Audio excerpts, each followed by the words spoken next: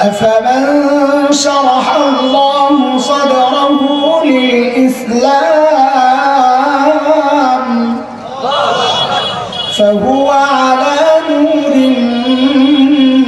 من ربه فويل للقاسية قلوبهم من ذكر الله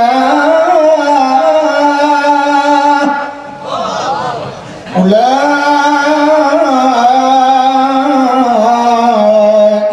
في ضلال مبين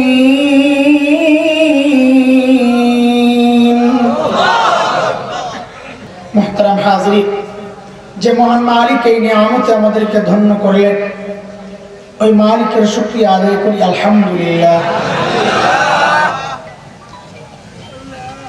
আজকে আপনারা জেনে থাকবেন ফ্রান্স রাষ্ট্র কর্তৃক প্রিয় হাবিব সাল্লাল্লাহু আলাইহি ওয়াসাল্লামকে অবমাননার প্রতিবাদে হেফাজতে ইসলাম বাংলাদেশ ঢাকা মহানগরী কর্তৃক আজকে ফ্রান্সের দূতাবাস ঘেরাওয়ের কর্মসূচি ছিল। ঘেরাওপূর্বক আলোচনা এবং বিক্ষোভ মিছিল, এতে অংশগ্রহণে খুব বেশি চিল্লানোর কারণে সহজভাবে বলি মিছিলে খুব চিল্লায় গলাকে শহীদ করে এরপর আপনাদের এখানে আসছে। এই জন্য কথা বলতে একটু কষ্ট হবে। আপনারা মনোযোগ সহ শুনলে কিছু জরুরি কথা আমার অত্যন্ত শ্রদ্ধাভাজন বড় ভাই মুহাক্কিক আরিফ হযরতুল আল্লাম মাওলানা ওয়াজেদ আলী মুফতি ওয়াজেদ আলী দামাত বারাকাতুহুল আলিয়া যে বিষয় নিয়ে কথা বলছিলেন ওই কথাগুলোকে এগিয়ে নেওয়ার চেষ্টা করবো ইনশাআল্লাহ। নতুন কোনো কথা নয়, এটা আমার চিরাচরিত অভ্যাস। বয়ানে যখন উঠি আগের আলোচক যে বিষয়ে কথা বলতে থাকেন চেষ্টা করি ওই কথাটাকে এগিয়ে নেওয়ার জন্য, কারণ আমার ভাই কথাগুলো আমার আসার কারণে শেষ করতে পারেন নাই। ওনার ইজ্জত আর সম্মানে তার কথাটাকেই আমি আগায় নেওয়ার চেষ্টা করি, কিন্তু সে কথায় ঢুকবো একদম শেষে, জোড়া লাগাবো একদম শেষে। বোঝা যাবে যে হ্যাঁ আমি আমার মুফতি ওয়াজেদ আলী ভাইয়ের কথা দিয়েই আমার বয়ান শেষ করছি। আল্লাহ তাআলা আমাদেরকে কত নিয়ামত দিয়েছেন বলেন তো। আচ্ছা আমার সাথে একটু কথাবার্তা বলা লাগবে, রাজি আছি?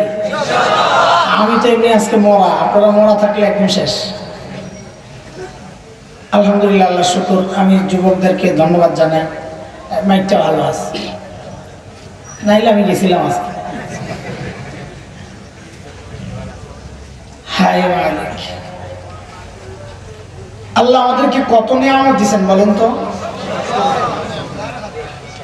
সূরা নাহল, সূরা ইব্রাহিম, এই দুই সূরার মধ্যে আল্লাহ এই কথাটা বলেছেন। আপনারা যেটা বললেন, আল্লাহ বলেন وَإِن تَعُدُّوا نِعْمَةَ اللَّهِ لَا تُحْصُوهَا إِنَّ الْإِنسَانَ لَظَلُومٌ كَفَّارٌ।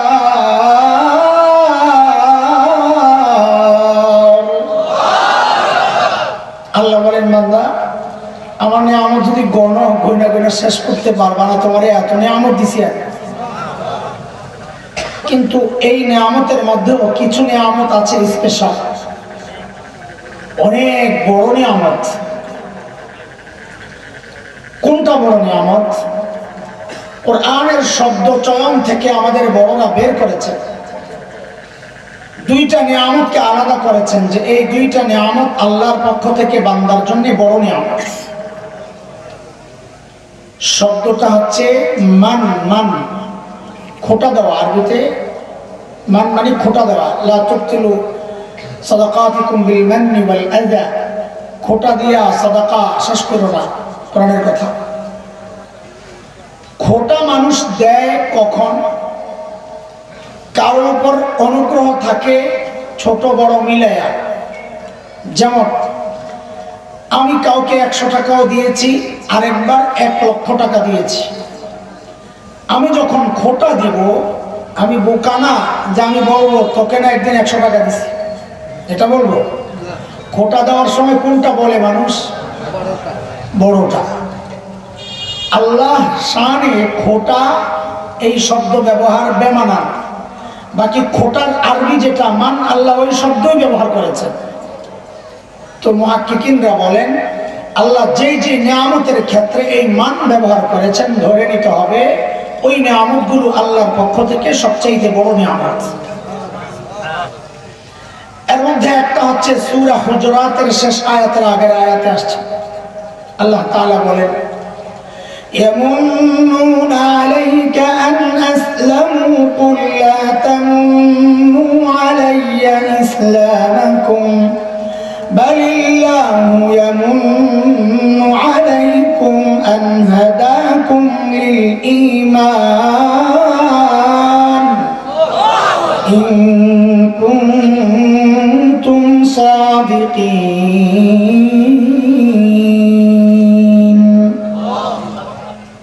এই আয়াত দ্বারা বোঝা যায় বান্দার উপর আল্লাহ যত নিয়ামত দিয়েছেন তার মধ্যে অন্যতম শ্রেষ্ঠ নিয়ামতের নাম হচ্ছে ঈমানের নিয়ামত। বলেন তো, আর একটা নিয়ামতের ক্ষেত্রে আল্লাহ মান ব্যবহার করেছে, বোঝা গেল ওইটাও বড় নিয়ামত। ওইটা কোনটা? ওইটা হচ্ছে আমি খুতবায় যে আয়াত তিলাওয়াত করেছি ওখানে আল্লাহ বলতেছেন لقد من الله على المؤمنين إذ بعث فيهم رسولا من أنفسهم يتلو عليهم آياته ويزكيهم ويعلمهم الكتاب والحكمة وإن كانوا من قبل لفي ضلال মুবিন। এই আয়াতে আল্লাহ তাআলা বলতেছেন বান্দা আমি আমার শ্রেষ্ঠ রাসূলকে তোমাদের রাসূল বানায় পাঠিয়েছি। এটাও তোমার জন্য আল্লাহর পক্ষ থেকে, আমার জন্য আল্লাহর পক্ষ থেকে অন্যতম সেরা নিয়ামত। নবী কত বড় নিয়ামত! আমি দুইটা উদাহরণ দিয়ে আমার মূল কথায় ঢুকবো, শুধু পুরাটাতে বুঝাবো আমার নবী কত বড় নিয়ামত। তবে আমাদেরকে যারা চিনেন, চা নি কোনো চা ও কাউরে দেন খাক, বয়ানের সময় চা খাই, তার মানে পরে আবার দিয়ে না এমন যেন না হয়। বয়ানের সময় খাই আমি খাবো, সবাই তাকায় থাকবে, আমার পেটও শুরু না, ওই জন্যই খাই না। আসলে সবার তো খাইতে মনে চায়, তা আমি একা খাবো আর সবাই তাকায় তাকায় দেখবে। আল আইনু হাক্কুন, চোখ লাগে, এটা হাদিসের কথা আছে না ভাই? আবার আমার বক্তাকে আমার চা খাওয়ার একটা আলাদা স্টাইল আছে। আমি দেখা আমার লোকে বললেন না, আপনারা চায়ের কাপটা লইব, পাবলিককে জিকিরে লাগায় দেয়,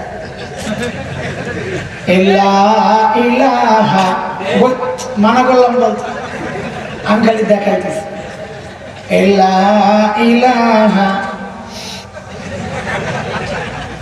ফেরত আসছে। পাবলিক এই ফাঁকে কয় ইল্লাল্লাহ, পাবলিক ইল্লাল্লাহ কইতে তো হুজুর এক টান দেয়, আবার আসে ইলাহা। আচ্ছা হুজুর যে লা ইলাহা অর্ধেক নিজে কইলো, জনগণে দিল ভাগ অর্ধেক, কালিমা এইভাবে ভাগ করছে কি? আল্লাহ কবে এইভাবে পাঠাইছে যে হুজুরের ভাগে অর্ধেক, জনগণের ভাগে অর্ধেক? কোন তো দেখি বলেন বলেন। ওইটা তো সমস্যা না, আরো সমস্যা মারাত্মক। যদি লা ইলাহা বইলা হুজুর চা টান দিয়ে যদি মারা যায়, এইবার কি হবে? লা ইলাহা মানে কি? কোনো মাবুদ নাই। এই কোনো মাবুদ নাই কইয়া চা টান দিয়ে যদি মরে তো গেলনি শেষ। ও ভাই চা না খাইলে হয়তো গলাটা যাবে, কিন্তু ইমানটা তো রইল। আমাকে আমার পেটও ঠিকঠাক, ইমানও ঠিকঠাক, ভাই চা পরে দিস। এটা আমার কথা, কারো জরুরত থাকলে খাইবে, এটা আমার রুচিতে লাগে, গায়েতে লাগে, আত্মমর্যাদায় লাগে, মানুষের সামনে ওপেন খাওয়া, কারো জরুরত হলে খাবে। মুরব্বীরা যারা, তাদের জরুরত বেশি, তারা খাবে, কোনো সমস্যা নেই। আমার বলাবেন মানুষ, আমাদেরকে যারা চিনেন, জানার কথা, একটা টার্গেট নিয়ে বয়ান করি। এই ময়দানে নেমেছিও একটা টার্গেট সামনে নিয়ে। কি টার্গেট? টার্গেট হচ্ছে দ্বীন আর শরিয়া, দেশের মানচিত্র, দেশের স্বাধীনতা, আজকে এগুলোর হুমকির মুখে ঘুমন্ত উম্মতকে জাগানোর জন্য এই ময়দানে নামা, অন্য কোনো মাকসাদ নাই। বয়ানগুলো ঘুরে ফিরে এইগুলোই আসবে। যদিও আমার ভাইয়ের সুন্নতের আলোচনা থেকে ঢুকতেছি, আমি কিন্তু ফাঁকে দিয়ে আমার কাম সারব, আপনারা বুঝবেন। আগেই বলেনি আজকের বয়ানের মূল পয়েন্ট তিনটা। বলেন তো, কথা বলেন ভাই। ঘুমাই গেছেন আপনারা? কে কে ঘুমাইছেন একটু হাত তোলেন তো দেখি। আবার হাসে, শরম নাই বেটা। আল্লাহু আকবার। দূরে মরার দল। আমি তো বহুত আশা নিয়ে আল্লাহু আকবার বলছিলাম, তোমরা নিয়ে আমি হিসাবে উত্তরসূরি। হ্যাঁ, শাইখুল আল্লামা সিরাজুল ইসলাম মুফাসসির হুজুর উত্তরসূরি তোমরা। এই আল্লাহর উপরে এই দশা, লা হাওলা ওয়ালা কুওয়াতা। জোরে সোরে আল্লাহু আকবার। পাবলিক আমাদেরকে মাঝে মাঝে ধরে, এই যে আপনারা পাবলিক করে দিয়ে সিল্লা এখন সুবহানাল্লাহ, সিল্লা এখন আলহামদুলিল্লাহ। আল্লাহ কি বয়রা? আমাদের অনেকে ধরে, আল্লাহ কি দেন্দা নাকি এত জোরে আওয়াজ দেওয়া লাগে? আমি গাদাটাকে আল্লাহরে শোনানোর জন্যে, তাহলে কি জন্যে? আরে গাদা, শয়তান আশপাশে ঘুরতেছে আর দেখে যে এই লোকের পিছনে সারাদিন মেহনত করলাম, এও দেখি আইছে আমার সারাদিনের মেহনত গেল, তো কোনায় বসে বসে অপেক্ষায়। তুমি এনটিয়া বাইরে আর তোমার কান্দা চলবে, বলে ওয়াজ তো শুনছো, যাই একটা স্পেশাল ঘুম দাও, কালকে 10টায় উঠো। আছে না শয়তান? আল্লাহ আকবার জোরে বলি কি জন্যে? আমাদের আল্লাহ আকবারের ধ্বনি শুনি না, এটা বায়ু ছাড়তে ছাড়তে, হাওয়া ছাড়তে ছাড়তে দৌড়াবে। তো মজমা নিরাপদ হবে, শয়তানের ওয়াসওয়াসা মুক্ত ইনশাআল্লাহ। বুঝে আসছে কথা? এবার জোরে সরে বলো তো। মাশাআল্লাহ। তো পয়েন্ট কয়টা আজকে? তিনটা ইনশাআল্লাহ। আমি বলে বলে আগাবো, যে আমার ফার্স্ট পয়েন্টে ঢুকলাম, কিন্তু কথা কিন্তু বলবো নবীর শান মানার সুন্নতের কথা, ফাঁকে ফাঁকে পয়েন্ট। বলে তো ডাইরেক্ট পয়েন্টের কথা কইলি তো এগুলোকে এরকম খিচুড়ি বানানোর দরকার কি? বাইরে এটা একটা কৌশল। ডাক্তাররা যখন বাচ্চাদেরকে ইঞ্জেকশন দেয়, সরাসরি ইঞ্জেকশন দেয় না, দেওয়ার আগে বাচ্চার হাতে একটা চকলেট ধরায়, রে বাবা খা। ঠিক, একটা কাঠ পেন্সিল, একটা রাবার, না তুমি খেলনা, আচ্ছা আরে বাবা। শুনতাম ডাক্তারের কাছে আইলে গুতা মারে, এখন দেখি ডাক্তার বলো ভালো, আমাকে মজা দেয়, তুমি মজা খাও। এই মজা খাওয়া ব্যস্ত, ওই ফাঁকে ডাক্তার গসতে থাকে তুলা। আরে কথা কও। আমিও ওই পয়েন্টে কথা বলবো, কিন্তু এর ফাঁকে নবীর সম্মান বলতেছি। এটা হইলো তোমাদের হাতে চকলেট ধরাইতেছি, যেন মনোযোগ থাকে কথায়। ঠিক আছে ইনশাআল্লাহ। কয়টা চলবো? আসছে, আচ্ছা, তাই তো বেশি টাইম নাই, 10:30 বেজেই গেছে। এরপরে তো আবার বক্তা আছে আমাদের, আপনাদের সবার খুব আকর্ষণ, আব্দুল খালেক শরীয়তপুরী। মাশাআল্লাহ, আলহামদুলিল্লাহ। তো বলতেছিলাম আমার নবীর শান আর মান নিয়ে কথা বলবো। কেন? ওই শেষে বুঝবেন কেন ইনশাআল্লাহ। আমার ভাইয়ের কথা থেকে কথা আগাইতেছি। আমাদের বড়রা এটা খুব বলেন, নবীর উদাহরণ দিতে গিয়ে, যে আমাদের নবী হচ্ছেন আকাশের মতো, খোলা আকাশের মতো। এই সুবহানাল্লাহ তো বললেন, বুঝে বলছেন না না বুঝে? না বুঝে। বলে খোলা আকাশের মতো এই কথাটার মানে কি? তাহলে মানে হচ্ছে একটা ছোট্ট বাচ্চা যার চোখ ঠিক আছে, সে যদি এইরকম খোলা আকাশের নিচে দাঁড়ায় আকাশের দিকে তাকায়, ওই বাচ্চাটা আকাশকে দেখবে না দেখবে না? দেখবে না? বাধা তো নেই, চোখও ঠিক আছে, দেখবে। শিশুর বড়টা কি বলে? কিশোর। কিশোর যদি তাকায় দেখবে। কিশোরের বড়টা যুবক যদি তাকায় দেখবে কি দেখবে না? এই বুড়ারা যদি তাকান, বাবা যদি তাকান, দাদা আর নানা যদি তাকান, শ্বশুর তাকাইলে, ভাই কথা কও, সমাজ সেবক, সমাজ সংস্কারক, সেনাপতি, রাষ্ট্রপতি সবাই দেখবে। এটাই বুঝো, আমার নবী ওই রকম আকাশের মতো। মানে কি? যে একটা ছোট্ট শিশু যদি চিন্তা করে আমি মানব ইতিহাসের শ্রেষ্ঠ শিশু হতে চাই, বলে তাইলে তোমার রাস্তা একটাই, তুমি শিশু মুহাম্মদুর রাসূলুল্লাহর দিকে দেখো। একজন রাষ্ট্রনায়ক যদি চিন্তা করে ইতিহাসের শ্রেষ্ঠ রাষ্ট্রনায়ক আমি হতে চাই, বলে তোমার আর কোনো রাস্তা খোলা নাই, একটাই রাস্তা, রাষ্ট্রনায়ক মুহাম্মদুর রাসূলুল্লাহকে ফলো করো। আকাশের দিকে তাকাইলে যেমন সবাই আকাশ দেখতে পায়, আমার নবীর দিকে যে যে জায়গা থেকে তাকাবে সে ওই জায়গা থেকে তার চলার জন্য শ্রেষ্ঠ পথ পেয়ে যাবে। বুঝে আসছে কথা?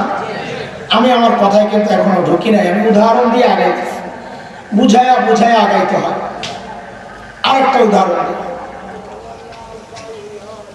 আপনাদের এলাকায় এদিকে হাসি নেই, আল্লাহ সবাইকে হেদায়েত দান।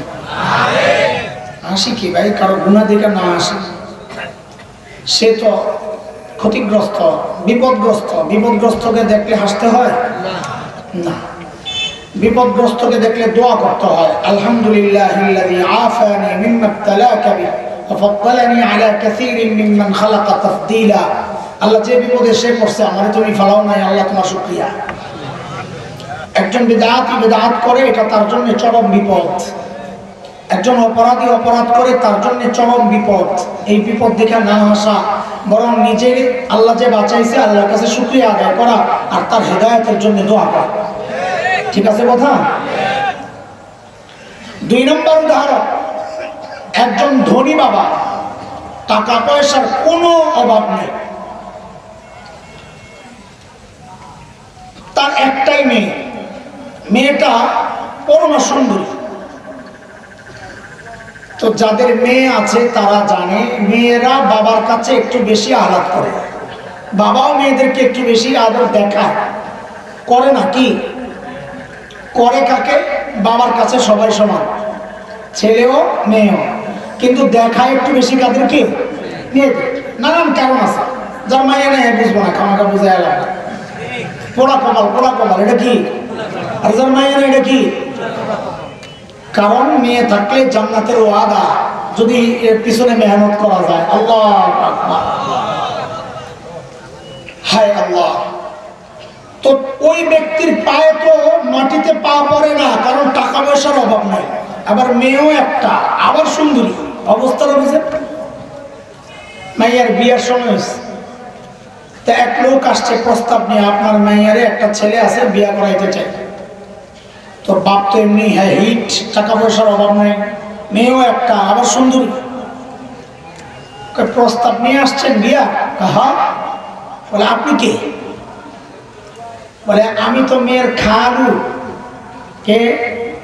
আর বলেন খুব খেপে গেছে। হ্যাঁ, আমার মাইয়ের সস্তা পাইছেন, মেয়ে খালু আইছেন প্রস্তাব নেই। বলে তো কে আসবে? বলে ছেলের বাপকে পাঠান। হ্যাঁ তো গরম, বুঝেন না, বাপকে পাঠান। তো বাপ আসছে, আসার পর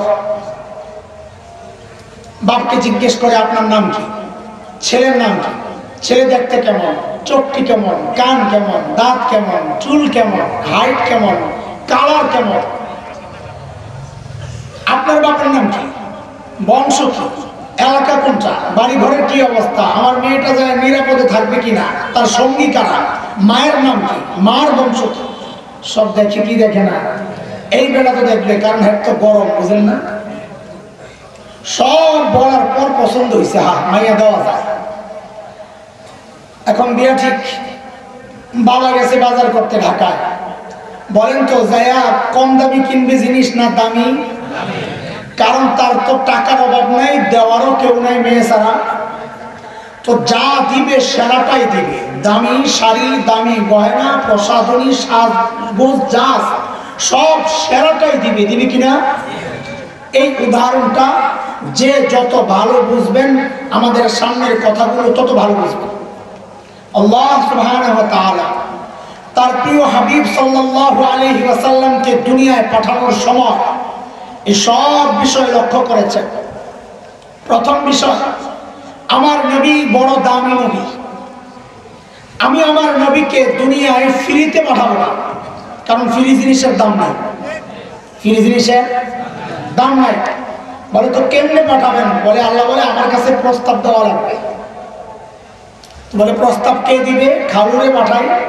বলে না, খালু খুলু চলবে না, ছেলের বাবা প্রস্তাব দেওয়া লাগবে। কে? কথা বলেন না। আমার নবীকে দুনিয়া আনার জন্য আল্লাহ কাকে নির্ধারণ করছেন প্রস্তাব দেওয়ার জন্য? আমার নবীর বাবা, আমার নবীর, বলেন আমার নবীর বাপকে নির্ধারণ করছেন, আপনি প্রস্তাব দেন, আপনি চাইলে আমি দিব।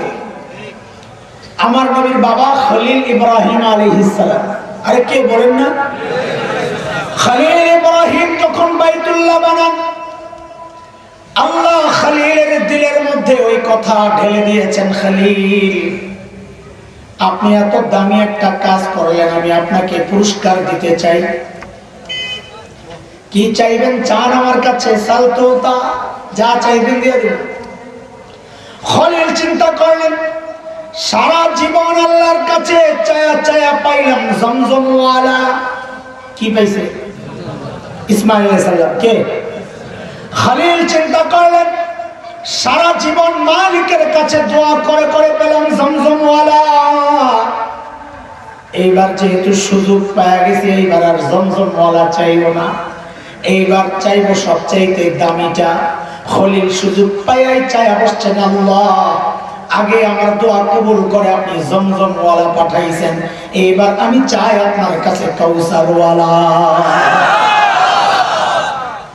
দোয়া করলেন, রব্বানা ওয়াবআথ ফীহিম রাসূলাম মিনহুম ইয়াতলু আলাইহিম আয়াতিকা ওয়া ইউআল্লিমুহুমুল কিতাব ওয়া ইউআল্লিমুহুমুল কিতাবা ওয়াল হিকমাতা ওয়া ইউযাক্কিহিম ইন্নাকা আনতাল আজিজুল হাকীম। আল্লাহ আমি আপনার কাছে বাইতুল্লাহ আবাদ করার জন্য শ্রেষ্ঠ রাসূল চাই, আমি যা শিখাইয়া দিব আপনারা তাই বলবেন। দোয়া করছেন খলিলুল্লাহ। বলেন কে? এবার বলেন আমার সাথে, দোয়া করছেন কে? আরো জোরে বলেন কে? পাশে বসে বসে কিন্তু দোয়া শুনতেছেন জবিহুল্লাহ ইসমাঈল। কে কে কে? জবিহুল্লাহ। খলিলুল্লাহ দরখাস্ত পাঠাইছেন, জবিহুল্লাহ পাশে বসে বসে আমিন বলে বলে ওই দরখাস্তের মধ্যে সুপারিশ মাইরা দিয়েছেন, সুপারিশ। এইবার বলেন আবার, দোয়া করছেন কে? সুপারিশ করলেন কে? যে সচিবালয়ে বসে বসে এই দরখাস্ত পাঠানো হয়েছে, ওই সচিবালয়ের নাম হচ্ছে বাইতুল্লাহ। আবার মিলায় মিলায় বলেন, অফিসের নাম কি? বলেন বলেন। দরখাস্ত পাঠাইছেন কে? সুপারিশ করছেন কে? আল্লাহর পক্ষে ফায়সালা, দোয়া মঞ্জুর, দোয়া। বাইতুল্লাহ বসে বসে খলিলুল্লাহ দোয়া করেছেন, জবিহুল্লাহ আমিন বলেছে, আল্লাহ বলেন দোয়া মঞ্জুর, আমিও পাঠায়া দিলাম হাবিবুল্লাহ। প্রস্তাব দিয়ে আনতে হয়েছে আল্লাহর কাছ থেকে, ফিরি দেয় না আমার নবীরা। মাহফিল যখন বসে, প্রধান বক্তা আসতে দেরি হচ্ছে, রাস্তায় আটকায় গেছে, গাড়ি নষ্ট অথবা অন্য কোন কারণ, আরে আয়োজকদের মাথা খারাপ হয়ে গেছে, প্রধান বক্তার আগের বক্তার অবস্থা খারাপ, আর কতক্ষণ চলে? হঠাৎ ফোন আসছে, মাওলানা আমি কিন্তু চলে আসছি।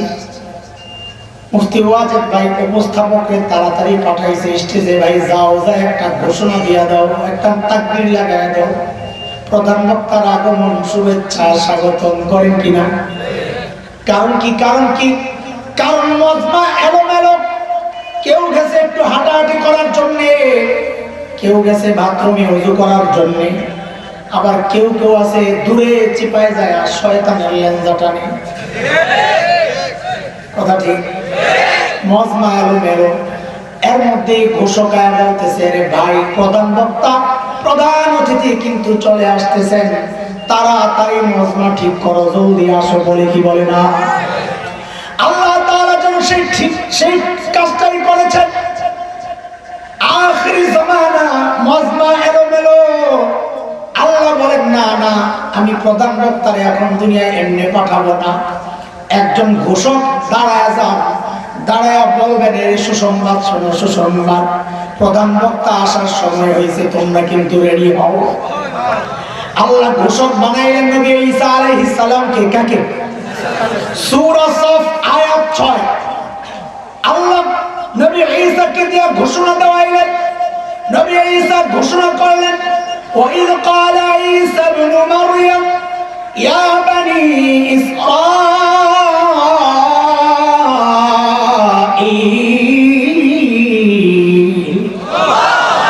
إِنِّي رَسُولُ اللَّهِ إِلَيْكُمْ مُصَدِّقًا لِمَا بَيْنَ يَدَيَّ مِنَ التَّوْرَاةِ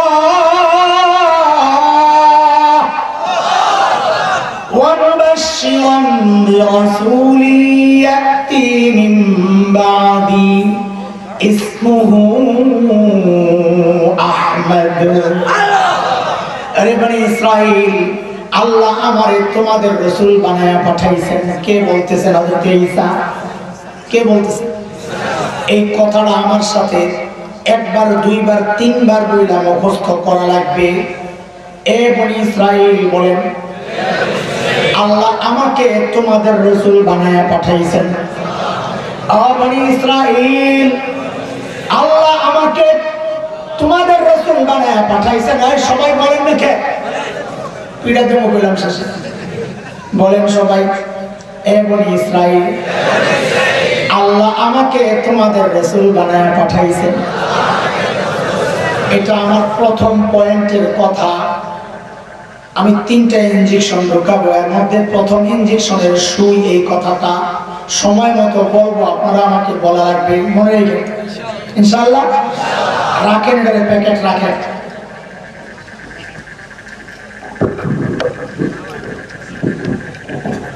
খোলা যায় রে,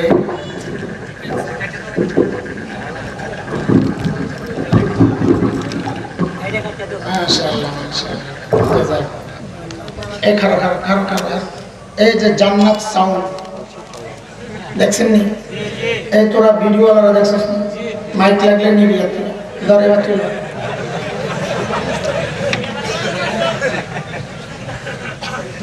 হযরত ঈসা বলেন, বনি ইসরাইল, আল্লাহ আমাকে তোমাদের রাসূল বানায়া পাঠাইছেন। এই কথাটা মনে রাখা যাবে তো ইনশাআল্লাহ? আমি অতীতের সব কিতাবের সত্যায়ন করতেছি, কিন্তু আল্লাহ এমন একজন রাসূল পাঠাচ্ছেন যার নাম আহমদ। আখেরি পয়গম্বর, সেরা বক্তা, শ্রেষ্ঠ বক্তা, প্রধান বক্তা, প্রধান অতিথি আসতেছে। তোমরা রেডি হও। নাম হলো আহমদ। নাম কি? আহা, আমার নবীর কি সুন্দর নাম। প্রধান নাম তো 2টা, একটা আহমদ, আরেকটা ভাই আমার তো এলিম কালাম নাই, তারপরও শুধু এই 2 নাম নিয়ে যদি কথা বলি সারা রাত যাবে। এটা তো মেশক আম্বার, লাড়াচাড়া দিলেই গ্রাম বাইর হয়। একটা নাম তো মুহাম্মদ, মুহাম্মদ মানে হচ্ছে অতি প্রশংসিত, অধিক প্রশংসিত। আল্লাহ কি নাম রাখছেন দেখেন কারবার। মক্কার কাফেররা বাজারে হাটে ঘাটে যায় বদনাম করে, এইসব বলে কি হয়েছে, বলে একটা লোক নাম হলো মুহাম্মদ, একদম পাগল আর জাদুকর, এর কাছে যাওয়া যাবে না। তো পাবলিক পড়ে গেছে চিন্তায়, কি কইলেন এটা, কথাটা তো মিলল না। তাহলে কেন মিলল না? তো মুহাম্মদ অতি প্রশংসিত, হ্যাঁ আবার পাগল হয় কেন? পাগল আবার অতি প্রশংসিত হয় কেন? আরে তো ঠিক ভালো বেজালে বললাম। আইসা মিটিংয়ে বসছে, কয় বাইরে নামটা পাল্টাই দিল, এই নামে বদনাম করা যাবে না, সারাদিন বদনাম করলাম। ওই ভাই কার বদনাম করলেন? কয় যিনি অতি প্রশংসিত। কারে গাধা নিয়ে আপনি, অতি প্রশংসিত আবার বদনাম হয় কেমনি? তা আয়া নাম পাল্টাইছে। বুখারীর রিওয়ায়াত, কি নাম রাখছে? মুজাম্মাম। কি নাম? যিনি অধিক নিন্দিত, যার বেশি বদনাম, নাম রাখছে। এখন বাজারে যায় কয়, হয় মুজাম্মামের কাছে যাইবা না, বললাম পাগল, এ জাদুকর। পাবলিক কয় মুজাম্মাম কেন লাগছে নি কেন? আল্লাহ নবীর নাম এত সুন্দর করে বানাইছে। আল্লাহ কয়, আমার বান্দা, আমার দোস্তের বদনাম করবি তুই সারাদিন কর, করতে করতে শেষ হইলে যদি কেউ জিজ্ঞেস করে কার বদনাম করলি, বলে যিনি অতি প্রশংসিত তার বদনাম করলাম। ঠিক আছে পাগল, তোর মাথা ঠিক আছে নি? যিনি অধিক প্রশংসিত তার আবার বদনাম হয় কেন? অথচ আল্লাহর নবীর দুশমনদের নামও আল্লাহ মনে হয় যেন আগের থেকে ফিট করে রাখছেন। ওই যে ফ্রান্সের প্রেসিডেন্টের নাম কি রে? ম্যাক্রো নাম কি? আরে আরবি দিয়ে লিখতে গেছি, দেখে গেছি হয়ে গেছে মাকরু। কি হয়ে গেছে? আরে কথা বল, মাকরু মানে অপছন্দনীয়। এইবার তুমি সারাদিন লাগায় হ্যাঁ প্রশংসা করো, ও ভাই কার প্রশংসা করলা? কই মাকরু সাহেব। আমার নবীর বদনাম করবা, ওই কার বদনাম করলা? বলে যিনি অতি প্রশংসিত। আল্লাহু আকবার কর। আল্লাহ তাআলা আমার নবীর আরেক নাম পাঠাইছেন আহমদ। কি নাম? আহমদ মানে যিনি সবচেয়ে বেশি প্রশংসাকারী। হাসরের মাঠে বিচার শাফাআতে কুবরার আগে যখন সিজদায় পড়ে থাকবেন নবী হারে যা আল্লাহর এমন এমন প্রশংসা করবেন, নবী বলেন ওই রকম সুন্দর শব্দে জীবনে কেউ প্রশংসা করে নাই, করবেও না। এই জন্য আমার নবীর নাম আহমদ, সবচেয়ে বেশি প্রশংসাকারী। কিন্তু দেখো না কি সুন্দর করে আল্লাহর নামটা সাজাইছেন। আল্লাহ আমার নবীকে দুনিয়ায় পাঠাইছেন বান্দারে ইবাদত শেখানোর জন্য। কেন বলো? ইবাদত শেখানোর জন্য। এর ভাই ইবাদতের মধ্যে সবচেয়ে শ্রেষ্ঠ ইবাদত কোনটা? আরে খেয়াল করে দেখো না, আল্লাহ ওই নামাজকে পর্যন্ত আমার নবীর নামটা দিয়ে সাজাইছেন। সুবহানাল্লাহ। আরে কেমনে কেমনে বলে আহমদ লিখতে প্রথম অক্ষর আলিফ সোজা দাঁড়ায় রয়েছে, আহমদ লিখতে দ্বিতীয় অক্ষর হা একটু বোঝা হয়েছে, আহমদ লিখতে তৃতীয় অক্ষর মিম বইটা রয়েছে, মিম বইটা, আহমদ লিখতে চতুর্থ অক্ষর দাল, দাল এরকম রয়েছে। এইবার নামাজে খেয়াল করো, তুমি সোজা দাঁড়ায় রয়েছো যেন আহমদের আলিফটা দাঁড়ায় রয়েছে। যেই না তুমি রুকুতে গেলা যেন হায়ের মাথাটা দাঁড়ায় রয়েছে, যেই না সাজদায় গেলা যেন মিমের মাথাটা গোল হয়ে পেঁচায় রয়েছে, যেই না আত্তাহিয়াতুল সুরতে বসলা যেন সুন্দর করে আল্লাহ একটা দাও ফিট করে দিয়েছেন। সুবহানাল্লাহ। এই ভাই বলো না, দুনিয়ার মধ্যে শ্রেষ্ঠ ভাষা কোনটা? ইন্টারন্যাশনাল ভাষা কোনটা? অনেকে বলে ইংরেজি। ইংরেজি ইন্টারন্যাশনাল তারাই বলবে যাদের জগৎ খালি এই দুনিয়া। যারা আখিরাতে বিশ্বাস করে তাদের জন্য ইন্টারন্যাশনাল আরবি ভাষা। কেন কেন কেন? কারণ তোমার ইন্টারন্যাশনাল দুই হাত করে মাটির নিচে চলে না। কবরে গেলে আল্লাহ জিজ্ঞেস করবেন না, ফেরেশতারা জিজ্ঞেস করবেন না হু আর ইউ। কি জিজ্ঞেস করবে? মার রব্বুকা, এটা কি চায়না ভাষা না আরবি? আমার ভাষা, আমার আরবি ভাষা আসমানের উপরেও চলে, জমিনের নিচেও চলে, দুনিয়ায়ও চলে, জান্নাতেও চলবে ইনশাআল্লাহ। আরে ভাই দেখুন আল্লাহ তার নবীকে কি মর্যাদা দিয়েছেন। নবীর নামটা প্রত্যেক নামের প্রথম অক্ষর নিয়ে নিয়ে আল্লাহ আরবি ভাষাটা সাজাইছেন। বলে কেমনে? বলে তুমি আলিফ থেকে ইয়া পর্যন্ত একটু খেয়াল করে দেখো না রে ভাই, তুমি যদি আলিফ থেকে ইয়া পর্যন্ত টান দাও দেখো নবীর প্রত্যেকটাই নবীর নাম। যদি আলিফ টান দাও আমার নবী আহমদ, যদি বা টান দাও আমার নবী বশীর, যদি তা টান দাও আমার নবী তাকি মুত্তাকি সবচেয়ে বড় পরেজগার, যদি সাকে টান দাও আমার নবী আস-সাকি ধ্রুব তারা যার সাথে কারো তুলনা চলে না, যদি জিমকে টান দাও আমার নবী জামিল সবচাইতে সুন্দর, যদি হাকে টান দাও আমার নবী হামিদ সবচেয়ে বড় প্রশংসাকারী, যদি খাকে টান দাও আমার নবী খাতামুন নবিয়্যিন, যদি দালকে টান দাও আমার নবী দাঈয়ান ইলাল্লাহ, যদি জালকে টান দাও আমার নবী যাকি সবচেয়ে বড় মেধাবী, যদি রাকে টান দাও আমার নবী রাহমাতুল লিল আলামিন, যদি যাকে টান দাও আমার নবী যায়িরুল জান্নাহ দুনিয়ায় থাইকাই জান্নাত জিয়ারত করে আসছেন আল্লাহু আকবার, যদি সিনকে টান দাও আমার নবী সাইয়্যিদুল বাশার আমার নবী সাকিয়ে কাউসার, যদি শিনকে টান দাও আমার নবী শাফিউল মুযনিবিন, যদি সাদকে টান দাও আমার নবী সফিউল্লাহ, যদি দাদকে টান দাও আমার নবী দামিন উম্মতের জিম্মাদার, যদি তাকে টান দাও আমার নবী তাইয়্যিব আমার নবী তাহির, যদি যাকে টান দাও আমার নবী যাহির লাইসাল বাতিন, বিদআতিরা বলে নবী গায়েবও জানে জাহিরও জানে না, যদি আইনকে টান দাও আমার নবী আব্দুল্লাহ, যদি গায়নকে টান দাও গুয়ুর মানে আত্মমর্যাদা, নবী বলেন না গিয়ারু মিনকুম আমি তোমাদের মধ্যে সবচাইতে আত্মমর্যাদাশীল, যদি ফাকে টান দাও আমার নবী ফারিক বাইনাল হাক্কি ওয়াল বাতিল হক বাতিলের চূড়ান্ত পার্থক্যকারী, যদি কাফকে টান দাও আমার নবী কারিউল কুরআন দুনিয়ার সর্বপ্রথম আল্লাহর কালামের তিলাওয়াত করনেওয়ালা, যদি কাফকে টান দাও আমার নবী কাফিলুল উম্মাহ উম্মতের কাফিল, যদি লামকে টান দাও আমার নবী লাঈমুশ শাইতান শয়তানের সবচেয়ে বড় নিন্দাকারী, যদি মিমকে টান দাও আমার নবী মুহাম্মদ আমার নবী মাহবুব আমার নবী মনসুর আমার নবী মুজাম্মিল আমার নবী মুদ্দাসসির আমার নবী মুস্তাফা সাল্লাল্লাহু আলাইহি ওয়াসাল্লাম, যদি নুনকে টান দাও আমার নবী নাযীর, যদি ওয়াওকে টান দাও আমার নবী ওয়াকিল উম্মতের ওয়াকিল আল্লাহর আদালতে দাঁড়ায় যাবে, যদি হাকে টান দাও আমার নবী হাদি লিল আলাম গোটা দুনিয়ার মানুষকে হেদায়েতের নূর ছড়ানেওয়ালা, যদি হামজাকে টান দাও আমার নবী আল আমিন, যদি ইয়াকে টান দাও আহারে মালিক কত মহব্বত করে ডাক দিয়েছেন মায়া করে ডাক দিয়েছেন ইয়াসিন, আল্লাহু আকবার আল্লাহু আকবার। নবী চিনো মিয়া, নবী চিনো আমার নবীর আল্লাহ কত দামি বানাইছে। এক জায়গায়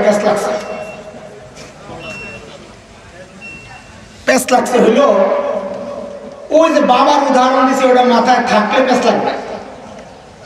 আচ্ছা সব বাবা বিশেষ করে ধনী বাবা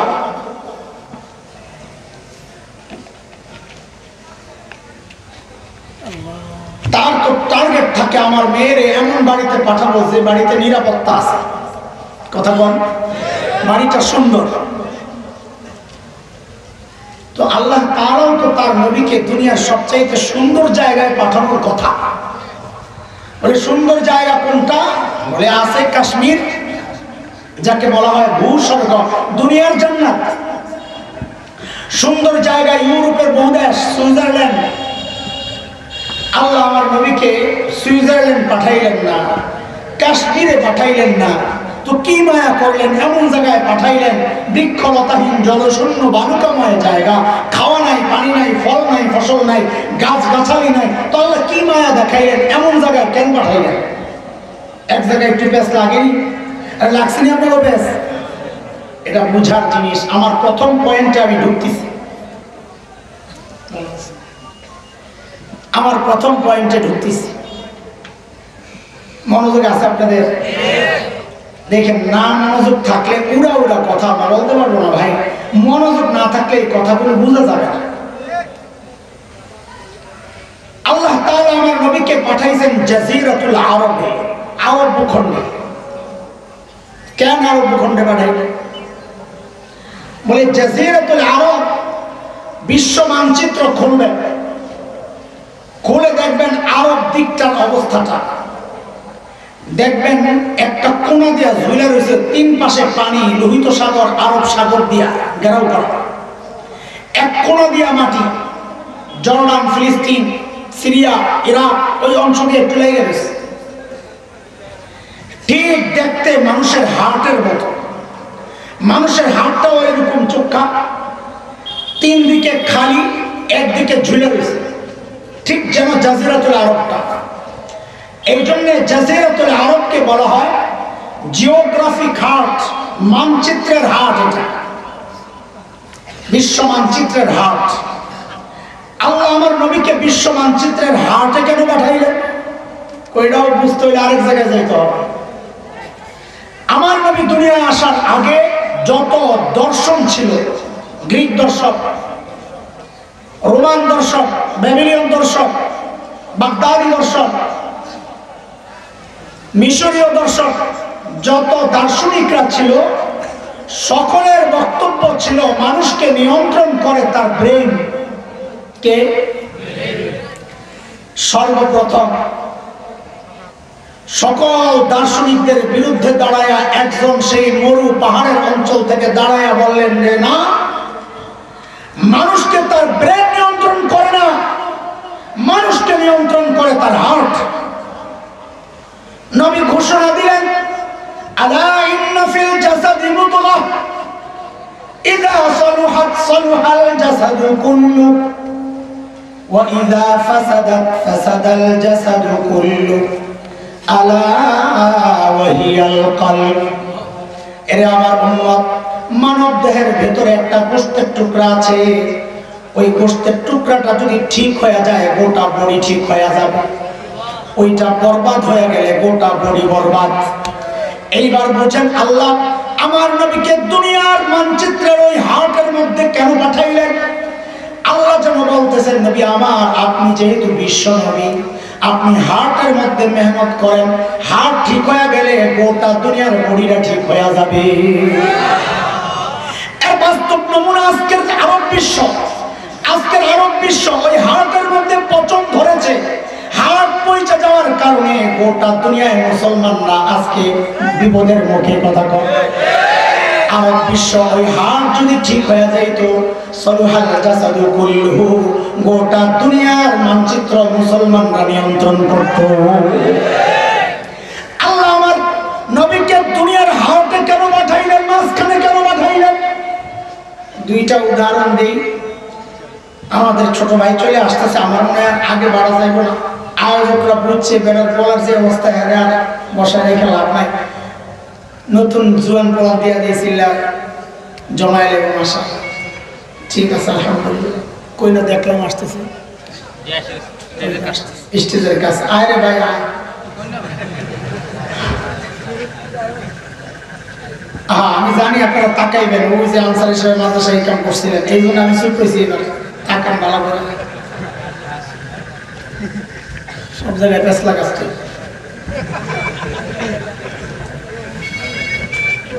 আলোচনা শেষ করতে হবে, যে মজুর উপরে আলোচনা হইতেছে, যে মজা লাগাইছে শেষ করতে হবে। কি বলেন হুজুরের বয়ান শেষ করতে হবে? আপনি আর টায়ার পাইছেন নিয়ে, আমি রেলগাড়ির চাক্কা, এটাকে পাম দেওয়া লাগে না।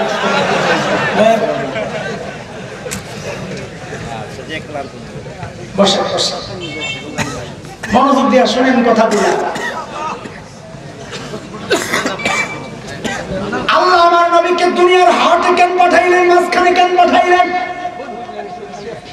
খালি দুইটা উদাহরণ বুঝেন।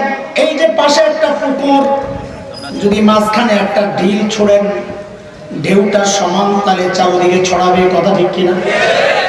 যদি এক সাইডে মারেন, একদিক দিয়ে ঢেউটা শক্তিশালী ভাবে এবং দ্রুত যাবে, আরেকদিকে যাইতে যাইতে সময় লাগবে, দুর্বল হয়ে যাবে। আমার নবী যেহেতু বিশ্ব নবী, এই জন্য আল্লাহ দুনিয়ার মাঝখানে পাঠাইছেন যেন হেদায়েতের নূর গোটা দুনিয়ায় সমান্তরে ছড়ায়া যায়। আরেকটা উদাহরণ দিলে আরো ভালো বুঝবেন। একজন বড় মুফাসসির ছিলেন আল্লামা আব্দুল গফফার রাহমাতুল্লাহি আলাইহি, আল্লামা জুবাইর আহমদ আনসারী রাহমাতুল্লাহি আলাইহির আগের জেনারেশন। আমরা তো খুচরা খাচরা, ওনারা হলেন মানুষ, সাদা সাদা মানুষ ছিলেন। আমরা তো ভুমবাং ছিল না। আব্দুল গফফার রাহমাতুল্লাহি বড় লম্বা চূড়া মানুষ, কেল্লা বেড়া। আজিদুল হক রাহমাতুল্লাহি আলাইহির ডান হাত বাম হাত, হাফিজির সোহবত পাওয়া। তো হযরত একটা ঘটনা শোনাইছেন, এটা শুনলেই বুঝবেন আল্লাহ আমার নবীর দুনিয়ার মাঝখানে কেন পাঠাইছেন। বলে আমরা ইন্ডিয়াতে গেছি, অনেক আলেমের একসাথে সফর। তো আমাদেরকে সকালে নাস্তা দিছে গরম শুকনা খিচুড়ি, টাটকা। আমরাও ইন্ডিয়াতে খাইছি যখন দেওবন্দে পড়তাম। তো ওনারা খায় কেমনে, শুকনা খিচুড়ির মাঝখানে একটু ঘি দিয়া দেয়, ঘি। গরমের তাপে ঘিটা বইলা যায়, তো একটু একটু নেয় আর খিচুড়ি দিয়ে মাইকা খায়। এটা বড় মজার খানা রে ভাই, মুকারিস না ভাই, যায় খাই না। আব্দুল গফফার রাহমাতুল্লাহি আলাইহি বলতেছেন, পশ্চিম কোনটা হুজুর? আমার পিছনে। বলে পশ্চিম দিকে যে মাওলানা সাহেব বসছে, উনি হঠাৎ করে কান্না করলো কি, ঘিয়ের মধ্যে আঙ্গুলটা ঢুকাইয়া নিজের দিকে একটা টান মারছে। মাইরা কয় ইসলাম প্রথমে মক্কা থেকে হাবশার দিকে হিজরত করছে। মানে ঘি তো মাঝখানে, তো ঘিরে বানাইছে ইসলাম, ইসলাম দুনিয়ার মাঝখানে। আর হাবশা হলো মক্কার পশ্চিমে। আজকের দুনিয়ার মানচিত্রে লোহিত সাগরের পশ্চিম পার ইথিওপিয়া, এরিত্রিয়া যে অঞ্চল, ওইটাই নবী যুগের হাবশা। টান মারছে। মাইরা কি কয়, ইসলাম প্রথমে মক্কা থেকে হাবশার দিকে হিজরত করছে। পূর্ব দিকে যে মাওলানা বসছে, অবস্থা খারাপ, ঘি তো সব হাবশায় খেয়ালে। উনি তাড়াতাড়ি আঙুলে ঢুকায় নিজের দিকে মারছে আরেকটা টান, ইসলাম তারপর মক্কা থেকে পূর্ব দিকে মদিনা, মদিনায় হিজরত করছে। এখন ঘি ছুটছে হাবশার দিকে আর মদিনার দিকে। আব্দুল গফফার সরকার কাহিনীটা দেখছো, এরা তো দুইজনে মিললে ঘি খেয়ালে। আমি আর দেরি করলাম না, হাতাড়িরে বইটা ঘিড়িরে পুরো খিচুড়িরে মাখলাম আর কইলাম, এরপরে ইসলাম গোটা দুনিয়ায় ছড়াইয়া গেছে। এইবার বুঝছো আল্লাহ ইসলামের দুনিয়ার মাঝখানে কেন পাঠাইছে, যেন ভাগ সবাই পাও। মেরে এক সাইডে পাঠাইলে আরেক সাইডে যাইতে যাইতে কেমন যেত। আরে বুঝছো কথা? হ্যাঁ, এতক্ষণ চকলেট খাওয়াইলাম, এইবার ইঞ্জেকশন। মনে আছে আগের কথা? বিশেষ করে যুবক ওলামায়ে কেরাম যারা, তাদের ভালো করে শোনা দরকার। পিঠা খাওয়ার সময় আইতেছে, তোমরা বুড়াডিরে ছাড়বো, মারবো না। আমরা যখন দাঁড়ালাম দেওবন্দে পড়ি 87-88-তে, তখন হঠাৎ ধরপাকড় শুরু হইলো। ভারত সরকার ধরপাকড় শুরু করলো বাঙালি বাড়ি। তো লালবাগ মাদ্রাসা, আমি গেছি ফরিদাবাদ থেকে, লালবাগ থেকে আমাদের এক সাথী এইরকম কালা মোটা আফ্রিকান দেখা যায়। ও যায় প্রত্যেক দিন ছাদে ঘুমাইত। তা আমরা কইতাম, এই মাহমুদ ভাই আপনি ছাদে ঘুমান কেন? বাইরে আমি তো ছিলাম চিকনা চাকনা, এমন একটু মোটা হয়েছে, আবার চিকন হওয়ার চেষ্টা করতেছে। তখন তো একেবারে হেঁটে পাতলা। বাইরে পুলিশ যদি তো করে পায়, পিড়া দেওয়ার সময় মায়া লাগবে।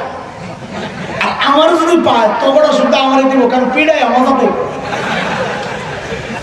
ওই সময় আমার বুঝে আসছে একটা জিনিস, আল্লাহ যদি তাই হয়, তাইলে দেওয়ানবাগি মরলে ফিরিস তারা পিড়ে আছে কি মহাদারা তাই মরে।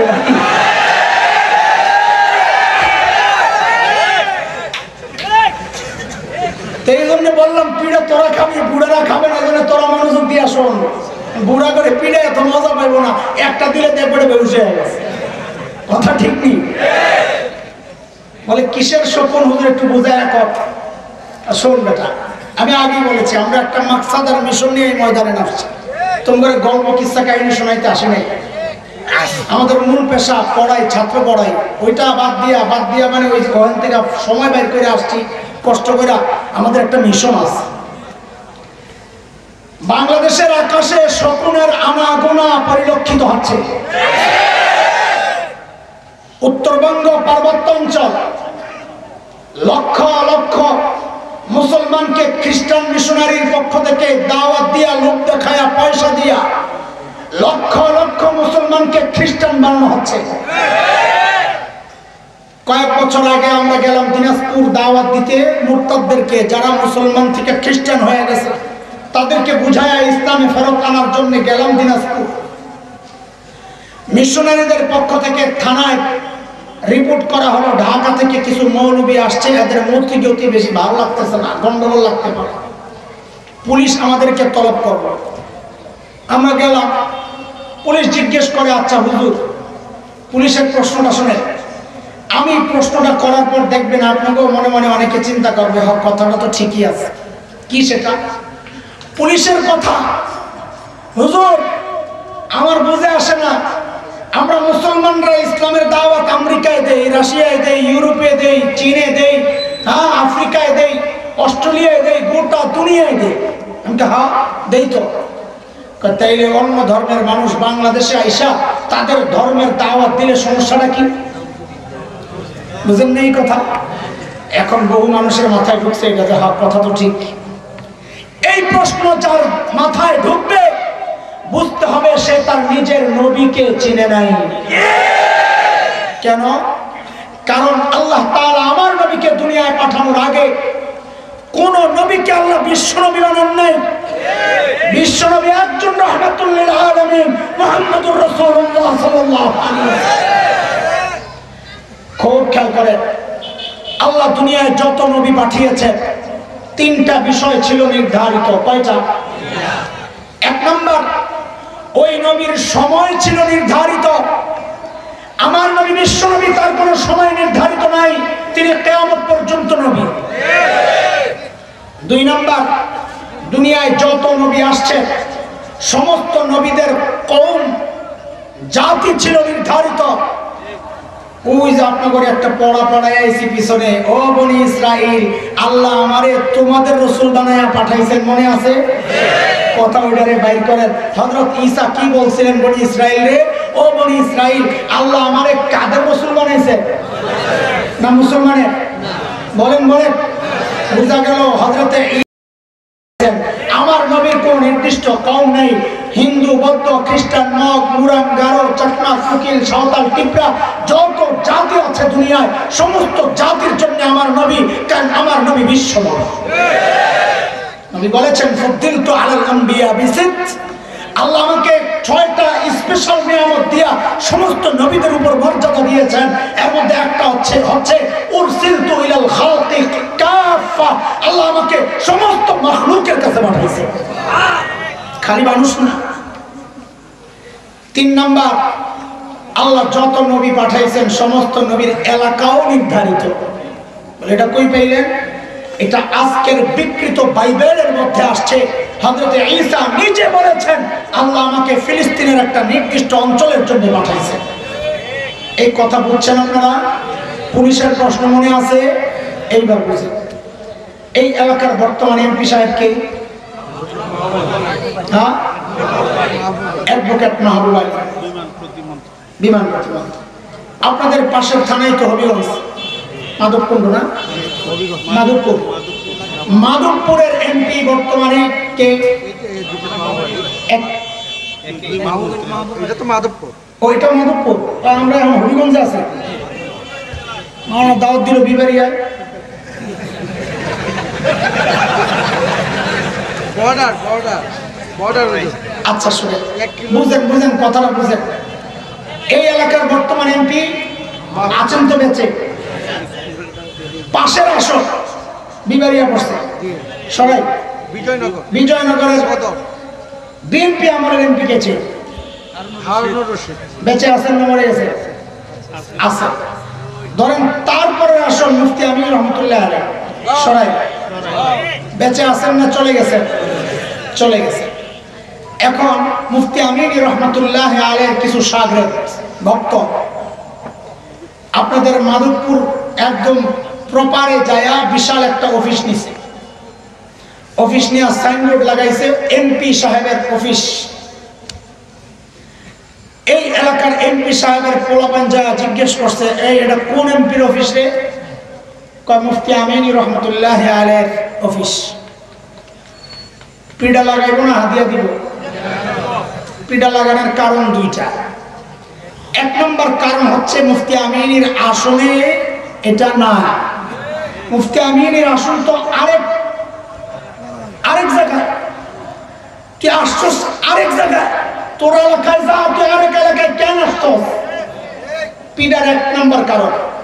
দুই নম্বর কারণ, মুফতি আমিনী তো কবে চলে গেছে, এখন আসছস এমপি সাহেবের অফিস পেয়া লাগাইবনি পিডা।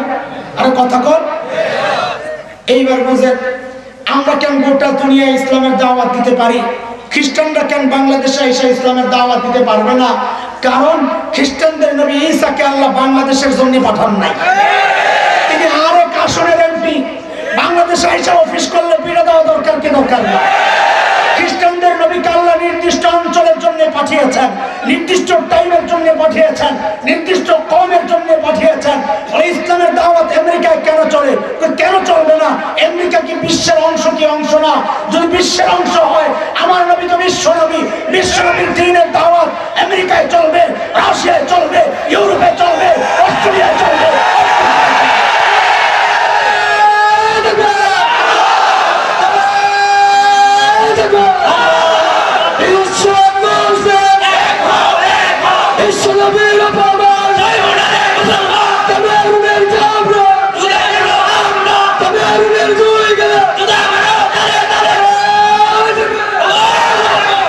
ভাই বুঝতেছেন কথা? বিষয়টা কি চায় তারা? আমাদেরকে দেখাইতেছে দই আসলে চুল, আমাদেরকে দেখাইতেছে দই আসলে খালি চুন না, বিষ মাখানো চুন।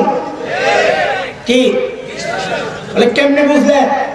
কারণ আমাদের ভাই পূর্ব তিমুরওয়ালাদেরকে এই খ্রিস্টান মিশনারিরাই সেখানে বিষ মাখানো চুন খাওয়াইয়া খ্রিস্টান বানাইয়া মুসলিম কান্ট্রি, ওই যে ইন্দোনেশিয়ার একটা দ্বীপকে টুকরা কইরা পূর্ব তিমুরকে আলাদা খ্রিস্টান রাজ্য বানিয়েছে।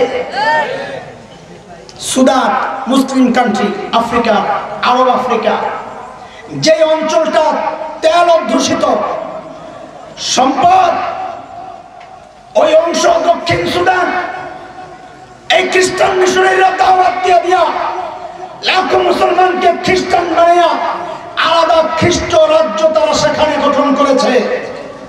জাতিসংঘ তো বৈশাখী রয়েছে স্বীকৃতি দেওয়ার জন্য। ওই তাদেরকে দেখায় আমরা আতঙ্কিত, যে না জানি আমার পার্বত্য অঞ্চল, না জানি আমার উত্তরবঙ্গকে এই পবিত্র মানচিত্র থেকে টুকরা করার চক্রান্ত চলতেছে। কিন্তু তাদের জেনে রাখা দরকার, ওই ইন্দোনেশিয়া শাইখুল হিন্দ মাহমুদ হাসান পায় নাই, ওই ইন্দোনেশিয়া দক্ষিণ সুদান শাইখুল আরব আল আজম হুসাইন আহমদ মাদানী পায় নাই। বাংলাদেশ আল্লামা আহমদ শফির মতো মর্দ মুজাহিদ পেয়েছে। কথা বল। আল্লামা আমিনীর মতো মর্দ মুজাহিদ পেয়েছে। তাদের রুহানি সন্তানরা মরে যায় নাই। যতদিন তাদের রুহানি সন্তানরা এই জমিনে বেঁচে থাকবে, এই জমিনকে মানচিত্রকে টুকরা করা থাকবে কথা। যেই হাত টুকরা করতে চাইবে ওই হাতকে গুড়িয়ে দেওয়া হবে। রাজি আছো মুসলমান? আমরা জীবন দিতে পারি, মানচিত্র টুকরা হতে দিব না।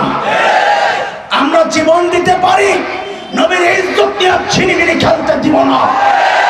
আমরা জীবন দিতে পারি, দ্বীনের শরীয়ত আক্রান্ত হলে জীবন দিয়েছি, আকাবিররা দিয়েছেন। তাদের বরক্তের পিচ্ছির রাস্তায় এদেশের স্বাধীনতা এসেছে। এই দেশে ইসলাম কচুরি পানার মতো ভেসে আসে নাই। আমার আকাবির আসলাফের রক্ত পড়েছে, চোখের পানি পড়েছে।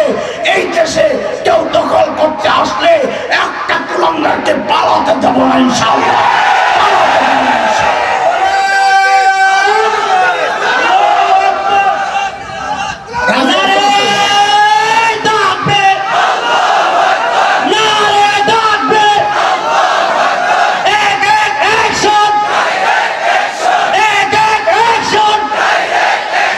Make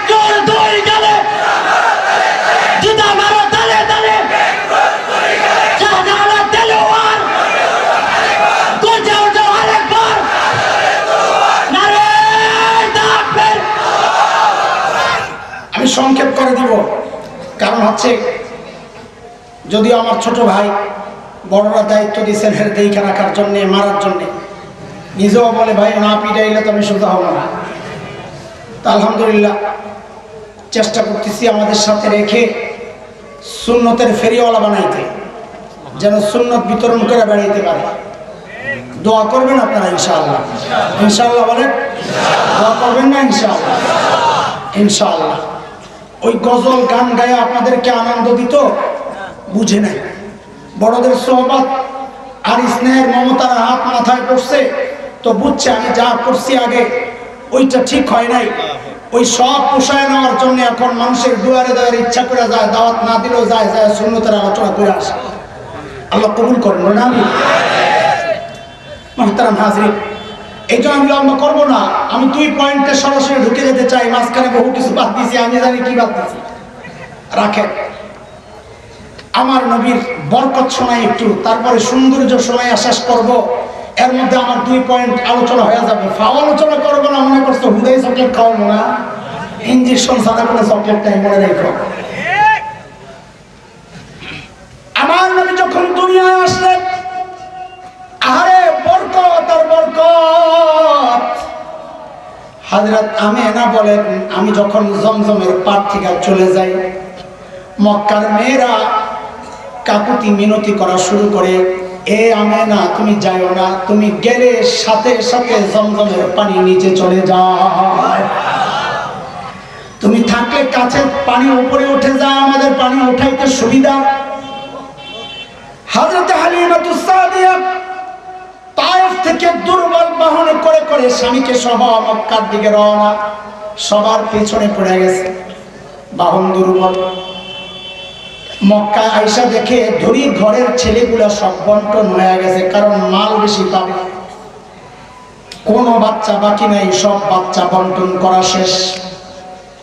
হযরত হালিমা বলেন, খবর পাইলাম একটা এতিম বাচ্চা রয়ে গেছে, এটারে কেউ নেয় না, বাপ নাই, টাকা দিবে কে, খরচ দিবে কে?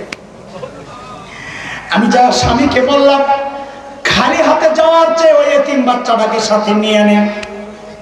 আমার স্বামী বলেন, যাও যাও নিয়ে আনো। আসলে কপাল খুলছে, আসল কথা হইলো। হযরত হালিমা বলেন, আমি যখন বোন আমিনার ঘরে যাই, আহারে ওই চেহারাটার দিকে তাকাই তার নজর ফিরাইতে পারি না। ওই যে বলেছিলাম বাবা মেয়েকে বিদায়ের সময় সব সুন্দর জিনিস দিয়া সাজায়া পাঠায়, মনে আছে কি? আল্লাহ আমার নবীকে যখন দুনিয়ায় পাঠান, চোখ দিয়েছেন তো সেরা চোখটা দিয়ে দিছেন, কান দিছেন তো সেরা কানটা দিয়ে দিছেন।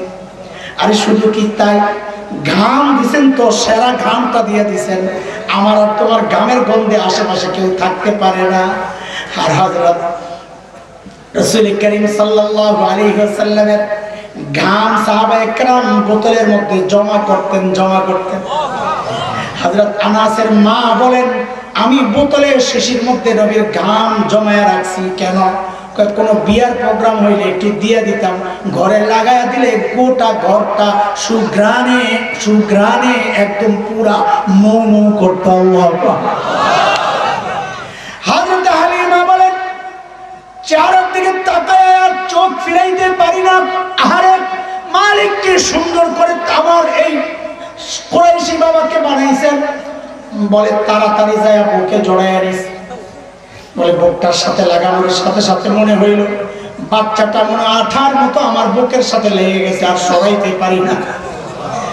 স্বামীকে যায় বললাম, একটা এতিম বাচ্চা পাইছি, আমার মনে হয় আমরা অনেক বড় সম্পদ পাইয়া গেছি, চলেন টাকা লাগবে না।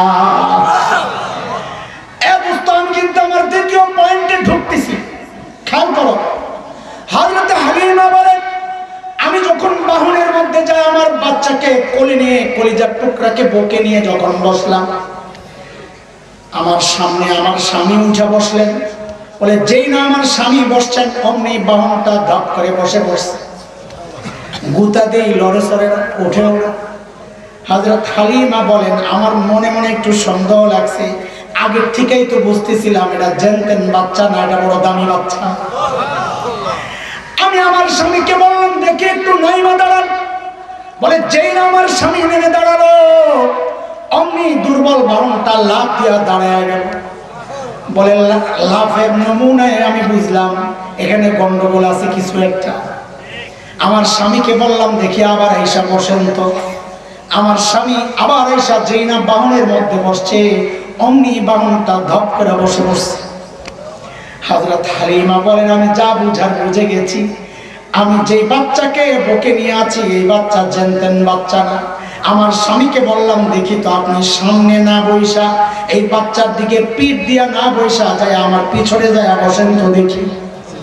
বলে যেই না আমার স্বামী আমার পেছন দিয়া যায় উঠলো, অমনি বাহনটা লাফ দিয়ে উঠা এখন সবার আগে আগে দৌড়ায়। এর মতো কি বুঝলাম কি বুঝলাম? আল্লাহ দুনিয়াবাসীকে জানায় দে, এরে আমার বান্দা, আমার এই বন্ধু জানতেন বন্ধু না, এখনো তো নবুয়ত দেই নাই, রিসালাত দেই নাই, কিতাব দেই নাই, ছোট্ট শিশু। দেখ দুনিয়াবাসী তাকায়া দেখ আমি আমার ওই ছোট্ট শিশু বন্ধুকে কি মর্যাদা দিয়েছি। নিজের দুধ বাবাকে পর্যন্ত পিঠ দিয়া বসতে আমি দেই নাই। আরে মুসলমান, অথচ নবুয়ত পাওয়া, রিসালাত পাওয়া, তোমার আর আমার জন্য রক্ত দেওয়া নবী আজকে এই জমিনে লাঞ্ছিত হয়। তুমি মুখের মধ্যে কষ্টিক দিয়ে বসে থাকো, তোমার ফাঁসি দিয়ে মরে যাওয়ার কথা, কলিজা ফাইটা মরে যাওয়ার কথা। কথা কও ঠিক কিনা? এই জন্যই তো ওলামায়ে কেরাম রাজপথে, আমরা কাউকে ক্ষমতায় ওঠানোর আন্দোলন করি না, কাউকে ক্ষমতা থেকে নামানোর আন্দোলন করি না।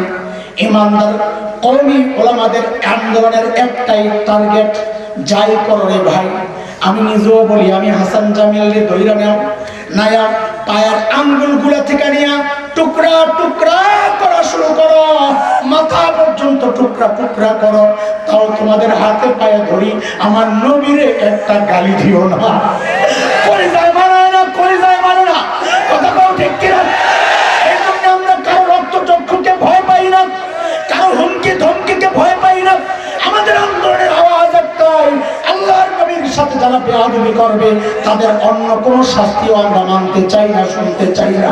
শাস্তি একটাই চাই, একটাই চাই, মৃত্যুদণ্ড দিতে হবে।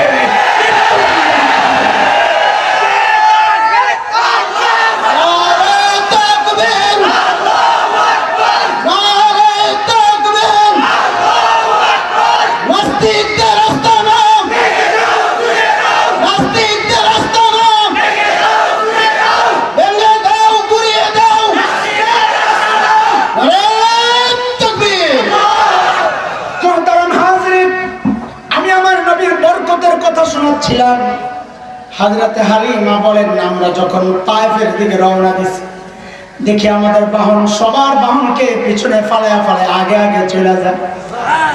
তায়েফের মেয়েরা বলে হালিমা এই বাহন কই পাইলা? আগেরটা দুর্বল আছিল, সবার পিছনে পিছনে আইলো, এখন কি খাওয়াইছো? হযরতে হালিমা বলেন এটা বাহনের কোনো ক্ষমতা না, কারামতি না, এটা আমার এই যে কলিজার টুকরা দেখতেছ এই মেহমানের বরকত। সবার ছাগলগুলা বকরিগুলা যখন ঘরে ফিরে উলানগুলো খালি দুধ কম, হযরতে হালিমার বকরি যখন ঘরে ফিরে সবাই লক্ষ্য করলো হালিমার বকরির তো উলান ভরা দুধ। যা জিজ্ঞেস করে হালিমা একটু বলো না বোন, তোমার বকরিগুলা কোন জায়গা থেকে ঘাস খায়? যেমন আমরা মোটা পোলাপাইন দেখলে বলি এই তোর বাপে কোন দোকানের চাইল খাওয়ায়, বলি না? এ হালিমা তোমার বকরিগুলা কোন জায়গার ঘাস খায়? হযরত হালিমা বলেন আরে এটা বকরির কোনো কারামতি না, এটা ঘাসের কোনো কারামতি না, এটা আমার কুরাইশি কলিজার টুকরা মেহমানের কারামতি। শেষ করবো একটা কথা দিয়া, কিন্তু তৃতীয় পয়েন্ট ইনজেকশন কিন্তু রয়ে গেছে, এটা বলতেছে অপেক্ষা। এইবার বলবো আমার নবী কত সুন্দর ছিলেন তোমরা জানোই। আয় মালিক, হযরত হালিমার ছোট্ট বাচ্চা সীমা, কি নাম? বকরি চড়ায় ছোট্ট মেয়ে, একদিন দেরি করছে, মা দিছে বকায়, রে সীমা এত দেরি করো কেন? সীমার মাইন্ডে লাগছে কাম করি আবার বকা খাই, যাবো না। হযরত হালিমা জানেন সীমার কোন জায়গায় হাত দিলে সীমা কাইত হয়ে যাবে। হযরত হালিমা বলেন যাইবা না, যাইবা না, আমার কোনো সমস্যা নাই, যাইও না, আমার কি, তোমার কুরাইশি ভাই না খায়া থাকবো, আমার কি? কারণ হযরত হালিমা জানেন হযরতে সীমা নিজের কলিজার টুকরা কুরাইশি ভাই মুহাম্মদকে বড় ভালোবাসে। যেই না হালিমা বলেছেন তোমার ভাই না খায়া থাকবে, অমনি সীমা কাইত হয়ে গেছে, কয় মা যাবো যাবো, তবে একটা শর্ত আছে রে মা। বলে কি? বলে আমার সাথে আমার ভাইয়ারেও দিয়ে দেওয়া লাগবে। বলে একা একা যাইয়াই তো বকরি সামলাইতে পারো না, আবার বাচ্চা নিয়ে যাইয়া কেমনে বকরি সামলাবা? হযরতে সীমা বলেন মা তুমি কোনো চিন্তা করো না, আগের খবর তো আমি তোমাকে বলি নাই। এরে মা আগের বার যখন আমার ভাইয়াকে আরেকবার নিয়ে গেছিলাম মা, জানো কি হয়েছে জানো? আমি আমার ভাইয়ারে কোলে বুকে নিয়ে যখন আগে আগে হাঁটি রে মা, অন্য দিনের মতো বকরিগুলারে ধরাও লাগে নাই, ডাকও দেওয়া লাগে নাই, সবগুলো আমার পেছনে পেছনে লাইন ধরে ধরে হাঁটছে। এরে মা মাঠে যায় আমি আমার ভাইয়ারে কোলে নিয়ে মুখটার দিকে তাকায় রয়েছি, মালিক কি সুন্দর করে বানাইছেন, আরে কত সুন্দর চাঁদের টুকরা। বলে মারে কখন যে দিন শেষ হয়ে গেছে আমার খবর নাই, রাত হয়ে গেছে। হঠাৎ অন্ধকার দেখে কলিজায় পানি নাই, আরে না জানি আমার বকরিগুলা কোথায় কোথায় হারায় গেছে। উৎকণ্ঠার উদ্বেগ নিয়ে যখন মুখ উঠাইছি মা কি দেখছি জানো? আমি আমার ভাইয়ের চেহারার দিকে যেমনি তাকায় রয়েছি, ওইটা মুখ উঠাইয়া দেখি সবগুলা বকরি লাইন ধরে দাঁড়ায়া, সবগুলা বকরি আমার ভাইয়ের চেহারার দিকে এমনি তাকায় রয়েছে। আমার নবী কি সুন্দর ছিলেন। আম্মা জান আয়েশা রাদিয়াল্লাহু তাআলা আনহা বলেন, আরে মিশরের মেয়েরা হযরতে ইউসুফকে দেখে হাতের আঙ্গুলগুলো কেটেছিল। কোরআনের কথা সূরা ইউসুফ, ওয়াকাত্তানা আইদিয়াহুম ওয়াকুলনা হাশা লিল্লাহ মা হাযা বাশারা ইন হাযা ইল্লা মালাকুম কারীম। হাত কাটে আর বলে এটা তো মানুষ না, মানুষ না। বলতো কি এটা? কয়টা সম্মানিত ফেরেশতা, মানুষ এত সুন্দর হইতে পারে না। আম্মা জান আয়েশা বলেন, আরে মিশরের মেয়েরা যদি আমার হাবিবকে দেখতো তো এই ছুরিগুলা দিয়া হাত কাটতো না, তারা কোবায়া কোবায়া নিজেদের কলিজাগুলা কাটতো। কলিজা কাটার নজির কি নাই? হযরতে হামজা নবীর চেহারার দিকে তাকায়া নিজের কলিজাকে কি কাটান নাই? আরে হামজা তো নবীকে দেখা কাটাইছেন। আর আমার মতো দুর্বল ইমানদাররা 1400 বছর পরেও তো এখনো নবীর ইজ্জত রক্ষায় কলিজা কেন গোটা শরীরকে টুকরা টুকরা করায় কাটাইতে রাজি আছি। আছো না ইনশাআল্লাহ? আছো না ইনশাআল্লাহ? কবি হাসান ইবনে সাবিত, কবি, বিখ্যাত কবি আরবের, আল্লাহর নবীর চেহারার দিকে তাকায়া তাকায়া কবিতা লেখেন। কবিদের কাজই তো এটা, সৌন্দর্য লেখায় ফুটায় তোলা। কবি হাসান ইবনে সাবিত নবীর চেহারার দিকে তাকায়া তাকায়া কবিতা লেখেন। কাহারে কি লিখবো, লেখা তো আসে না। শুরু করছে লেখা, ওয়া আহসানু মিনকা লাম তারা কাত্তু আইনি ওয়া আজমালু মিনকা লাম তালিদিন নিসা খুলিকতা মুবাররাআন মিন কুল্লি আইবিন কাআন্নাকা ক্বাদ খুলিকতা কামা তাশা। আগার আমি আপনার সৌন্দর্য কে লিখব? সত্যি করে বলতে গেলে আমার এই চোখ আপনার মতো সুন্দর জীবনে কাউকে দেখে নাই। আপনার চেয়ে সুন্দর কোনো মা কাউকে জন্ম দেয় নাই। ওগো নবী, মনে হয় যেন আপনাকে আল্লাহ সব ত্রুটি মুক্ত করে দুনিয়ায় পাঠাইছে। আপনি যেমনটা চেয়েছেন আল্লাহ ওইভাবে আপনাকে পাঠাইয়া দিয়েছেন। আরে ভাই, আমি নবীর শান কি বলবো তোমাদেরকে?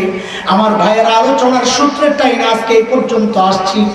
আমিও ওই কবির মতো বলতে চাই, আমার পক্ষে সম্ভব না। আরেক কবি নবীর শান লিখতে যায় বলে ভাইরে মাপ চাই, আমার পক্ষে নবীর সৌন্দর্য বর্ণনা করা সম্ভব না। কি লেখে? সে লেখে, ইয়া সাইয়্যিদাল বাশার ইয়া সাহিবাল জামালি ইয়া সাইয়্যিদাল বাশার মিন ওয়াজহিকাল মুনীরি লাকাদ নাওয়ারাল কমার লা ইউমকিনু সানাউ কামা কানা হাক্কুহু বাদা খুদা মুখতাসার। ও মানুষের সন্তান, ও সৌন্দর্যের পুত্র, আপনার সৌন্দর্য আমি কি লিখবো? চাঁদের দিকে তাকাইলে মনে হয় ওই চাঁদ আলোকিত হয়েছে আপনার চেহারার একটু আলো পাইয়া। আপনার সৌন্দর্য লেখার মতো যোগ্যতা আমার নাই, কারোই নাই। শেষ কথা একটা বলে যায়, আল্লাহর পরে আপনি সবচাইতে সম্মানী। এটা আমারও শেষ কথা, আল্লাহর পরে সবচাইতে সম্মানিত কে? পয়েন্ট কিন্তু রয়ে গেছে না, কিন্তু কথা তো শেষ। তো পয়েন্ট শোনার জন্য দুইটা উদাহরণ দিব। ওই কষ্ট নিস না বেটা। কয়টা উদাহরণ? বসায় বসায় বয়ান করলে যে কি বিরক্ত লাগে, আমি তো বক্তা, আমি জানি। জিদ্দে কই যারা ছিঁড়া যায়, খুব পণ্ডিত মনে হইতেছে তোমার নিজের না। কিন্তু আব্দুল খালেক শরীয়তপুরি না হইলে আমি ছাড়িয়ে দিতাম। ছোট ভাই সারাদিন বয় রাখলে কিছু করবো না।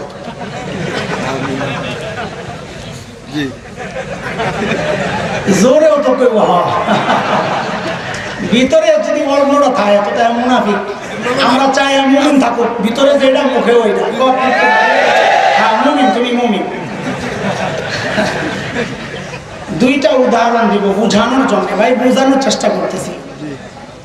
এক নম্বর উদাহরণ, তৃতীয় ইনজেকশনের জন্য তোমাদেরকে প্রস্তুত করতেছি। ওই যে স্পিরিট মারতেছি যেন ঢোকানো যায়। আমরা ওষুধ কিনতে গেলে এখন সচেতন গ্রাহক যারা, সর্বপ্রথম যে জিনিসটা দেখে ডেট ঠিক আছে না, এক্সপায়ার ডেট আছে কিনা। যদি দেখে 1 মাস আছে তোকে দূর ভাই, এটা পুরানো ওষুধ, নতুনটা দিয়ে। আর যদি দেখে 1 মাস গেছে, কিরে ভাই মাইরেলা ব্যায়াম করে, এটা তো গেছে, এক্সপায়ার হয়ে গেছে বলেনি। আর যদি দেখে ডেট এক্সপায়ার হয়েছে 1 বছর আগে, তা আমার মতো গৌরা মৌলবী যদি হয় তো বোতলটা মারবো ওর মধ্যে। আমার মারার ব্যবস্থা করছো, বিষ খাওয়াইতেছ, ডেট পার হয়ে গেছে 1 বছর আগে। আরে বলেন কি বলবেন? এই বলাটা কি অন্যায়? বলেন এই বলাটা কি অন্যায়? আইন বলে এই লোকের ফার্মেসি বন্ধ করে দেওয়া দরকার। কথা ঠিক? বুঝতে শুনে ঠিক বলিস, পরে কিন্তু কথা ঘুরেই থাকবি না তোর। কথা ঠিক? 1 নম্বর উদাহরণ।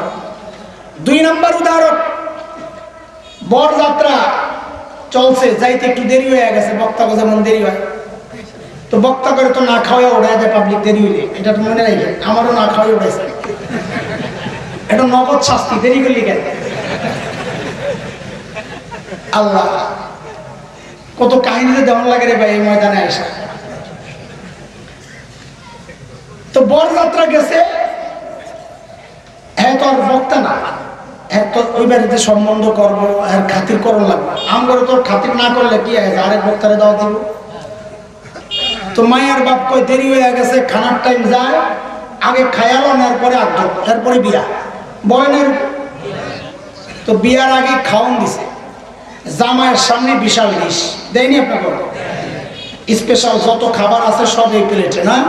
আস্তা খাসি, আস্তা মুরগি, মুরগির ভিতরে ডিম, ডিমের ভিতরে মুরগি। আমার নতুন রেসিপি কি, মুরগির ভিতরে ডিম, ডিমের ভিতরে মুরগি। আমি তো বুঝি না কি এটা, পোলাপান্ডি জিগাইলাম ঘরওয়ালারা কি কি রেসিপি এটা, আরে বুঝেন না। মুরগির ভিতর খুললে একটা ডিম ঢুকাইছে, কুসুমটা বের করে, তারপরে কুসুমের জায়গাটা যে ফাঁক হয়েছে ওই জায়গায় একটু মুরগির গোস্ত দিয়ে দিছে, এটার নাম দিছে মুরগির ভিতরে ডিম, ডিমের ভিতরে মুরগি। কত রকমের যে বেডিগো বলেছি।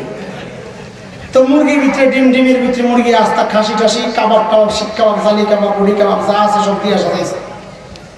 জামাই মিয়া এই খাওয়ানোর দিকে মনোযোগ নাই। মনোযোগ কোন জায়গায়, ডেকোরেটর ওয়ালা ওই কোনায় একটা বাইরের টুকরি রাখছে, টুকরি ময়লা ফেলাইতে।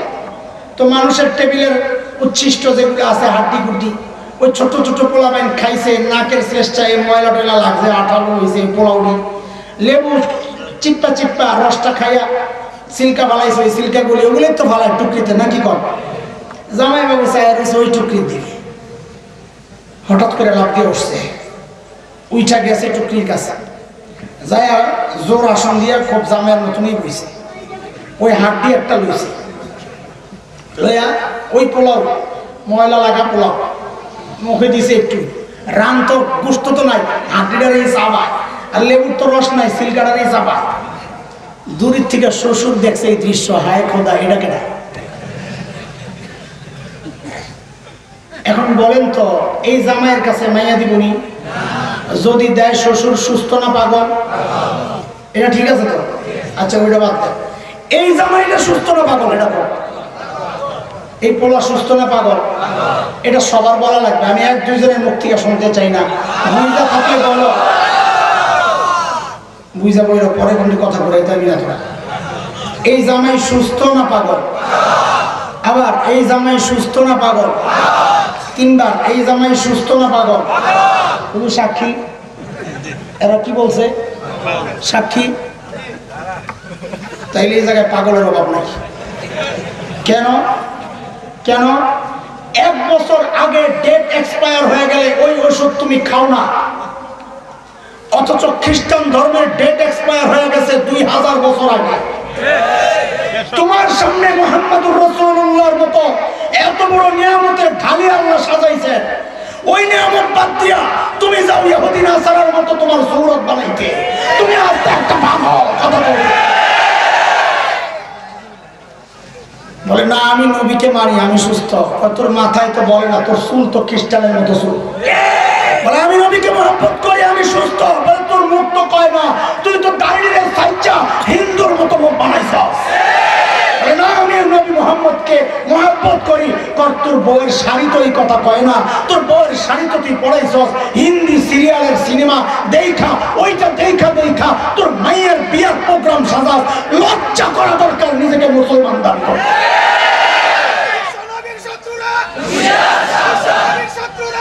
মাশাআল্লাহ মাশাআল্লাহ শাবাশ, আল্লাহ কবুল করে। আজকে তো মিছিলে আমি স্লোগান দিছি, মনে হয় যেন জুয়ান খান ফেরত আইছে। আমার বাজানোর এরকম মনে হয়েছে আর কি। আলহামদুলিল্লাহ, আপনাদের মতো বুড়ারা বাইসা থাকলে আমরা জুয়ানকে কোনো ভয় নেই ইনশাআল্লাহ। কথা বল। ইনজেকশন ঢুকছিনি তো এইবার তো একটা ওয়াদা দিতে হবে।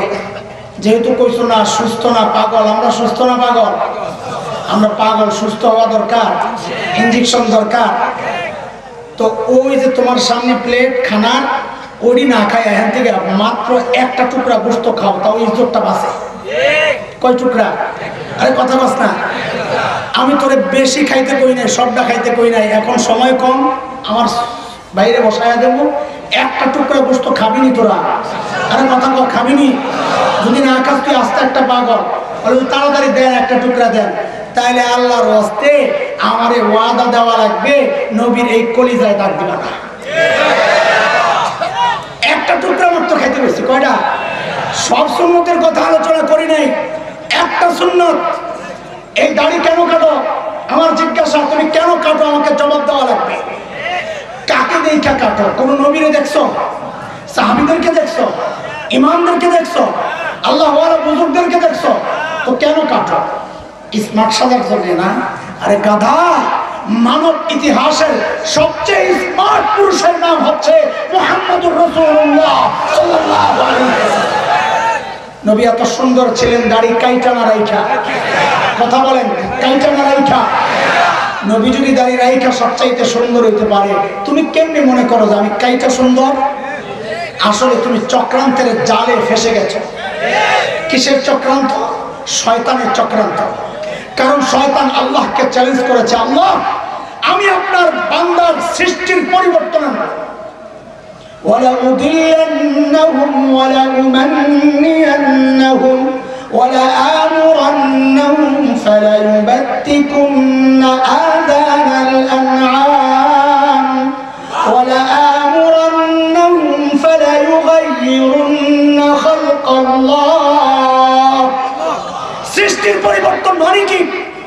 সৃষ্টির পরিবর্তন হচ্ছে পোলার চুল লম্বা করানো, পিছন দিয়া মাইয়া গোটা কাটানো। সৃষ্টির পরিবর্তন মানে কি? মানে পোলার প্যান্ট টাকুর নিচে নেবো, মাইয়া গোটার উপরে উঠাবো।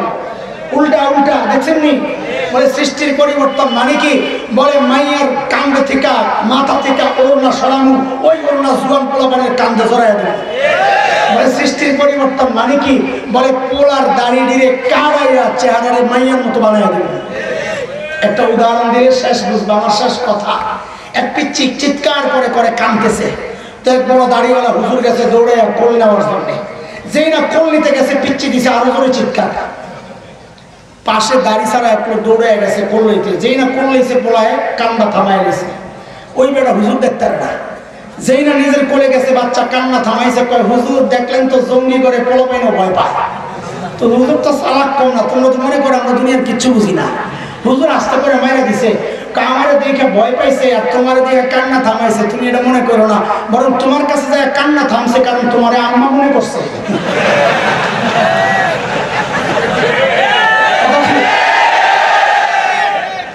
তোমার চিকিৎসার জন্য ইনজেকশন দিতেছি, চিকিৎসা। আরে দাড়ি কত বড় সম্পদ তুমি কি জানো? হাকিম মুহাম্মদ মুজাদ্দিদ মিল্লাত হযরত মাওলানা আশরাফ আলী থানভী রাহমাতুল্লাহি আলাইহি বড় খলিফা খাজা আজিজুল হাসান মজজুবকে একজন জিজ্ঞেস করছে, হযরত আল্লাহর সামনে কোন আমল পেশ করবেন? ইচ্ছা হইলো যে আমল উনি পেশ করবে ওই আমল এরা বেশি বেশি করবে। তো আমাদের বড়রা আমাদের মতো না, আমরা আমল করি একটু মনে করি বহুত কিছু করছি। আমাদের বড়রা আমল করতেন অনেক, ভাবতেন কিছুই করি নাই। খাজা আজিজুল হাসান মজজুব বলেন, মালিকের সামনে পেশ করার মতো আমার তো কোনো আমল নাই। হ্যাঁ, আমি একটা কাজ করব মনে মনে চিন্তা করে রাখছি। বলে কি করবেন? বলে আমি আমার দাড়িগুলা এমনি ধরবো আল্লাহর সামনে, আল্লাহর সামনে দাড়িগুলা এমনি ধইরা বলবো, तेरे महबूब की यारब शबाहत लेकर आया हूँ, हकीकत तो इसको कर दे मैं सूरत लेकर आया हूँ। ओगो मालिक, तुम्हार सामने पेश करार मतो कोनो আমল তো আমার নাই, আমার একটাই পুঁজি তোমার হাবিবের সুরতটা ধইরা আমি আসছি। ওগো মালিক, আমি জানি তোমার হাবিব একটা আসল, আমারটা নকল। তোমার কাছে আমার প্রার্থনা, আমারটারে আসল হিসাবে কবুল করে আমারে ছাইরা দাও আল্লাহ। এরে দোস্ত, সুরতের কত দাম জানোনি? শেষ কথা আমার, সুরতের কত দাম তুমি জানো? এক মায়ের কাছে মৃত সন্তানের ছবি মা ঠোঁটে লাগায়, গায়ে লাগায়, কপালে লাগায়, আরে আমার কলিজার টুকরা। একজন বলে এই ছবিটা দেখে দেখে নিজের কষ্ট বাড়ানোর দরকার কি, ছবিটা পড়েন পড়েন পড়েন। মা বলে না, এটা আমার কলিজার ধনের ছবি, আমি পড়তে পারবো না। এরে বন্ধু, আমি জিজ্ঞেস করি এই ছবির মধ্যে গোশত আছে কয় কেজি, হাড্ডি আছে কয়টা? কিচ্ছু নাই, ছেলের কিচ্ছু নাই, শুধু দেখতে একরকম। তাতেই মা ছবিটারে পোড়াইতে রাজি না। একজন মায়ের কলিজায় সন্তানের প্রতি যতটা ভালোবাসার মহাব্বত, আরে কেন বুঝো না? আল্লাহ তার হাবিবকে তার চেয়ে 1000 কোটি গুণ বেশি মহাব্বত করেন। মা যদি সন্তানের মহাব্বতের কারণে সন্তানের ছবিটা পড়াইতে রাজি না হয়, আমরা দাড়িওয়ালারা আশাবাদী ইনশাআল্লাহ আল্লাহ তার হাবিবের মহাব্বতের কারণে হাবিবের সুরতওয়ালাদেরকেও জাহান্নামের আগুনে পোড়াবেন না ইনশাআল্লাহ। ইনশাআল্লাহ ইনশাআল্লাহ ইনশাআল্লাহ ইনশাআল্লাহ। দাঁড়ায় যাও দুই একটা, যে হুজুর আমি পাগল না, সুস্থ ইনশাআল্লাহ, আজকের পরে কোনোদিন এই নবীর কলিজায় দাগ দিব না। দাঁড়া দাঁড়া, যে দাড়ি কাটতি মাশাআল্লাহ আল্লাহু আকবার, দাড়িওয়ালা কেউ না, দাড়িওয়ালা কেউ না, মাদ্রাসার ছাত্ররা না, যে দাড়ি কাটতো নতুন করে রাখবে। দাঁড়াও দাঁড়াও, এই বাচ্চা দাঁড়াও, মাশাআল্লাহ কে দাঁড়াইছিল? হ্যাঁ, কে কে দাড়ি রাখবে আজকে থেকে? ওয়াদা ওয়াদা ইনশাআল্লাহ ওয়াদা, আজকে থেকে আর কোনোদিন এই নবীর কলিজায় দাগ দিব না। বলো ইনশাআল্লাহ ইনশাআল্লাহ। আপনারা তাদেরকে তাকবীর দিয়া তাদেরকে উৎসাহিত করেন না কেন? লিল্লাহি তাকবীর, আল্লাহু আকবার।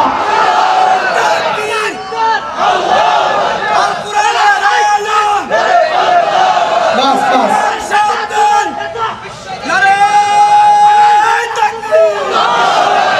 ইনশাআল্লাহ গোটা জীবনকে সুন্নাত দ্বারা সাজাবো ইনশাআল্লাহ। আমি তো প্লেট থেকে মাত্র একটা গোশতের টুকরা খাওয়াইলাম, আরো তো খাওয়ান রয়ে গেছে না, এটা খাইতে হইব না, খাবো ইনশাআল্লাহ। তাহলে বোঝা যাবে আমরা পাগল না, আমরা সুস্থ। ঠিক আছে ইনশাআল্লাহ।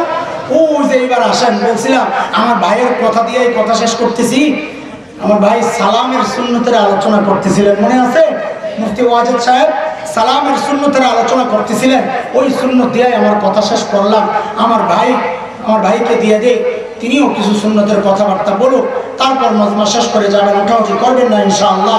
আল্লাহ এই যুবকদের এই সুন্দর আয়োজনকে আল্লাহ কবুল করে। আল্লাহ তাআলা সবসময় এরকম আরো সুন্দর, আমার চেয়ে আরো ভালো আমলওয়ালা ইলমওয়ালা বক্তা এনে আপনাদেরকে দিনী কথাগুলো শোনানোর তৌফিক দান করেন। আমিন। ওয়া আখিরু দাওয়ানা আলহামদুলিল্লাহি রাব্বিল আলামিন।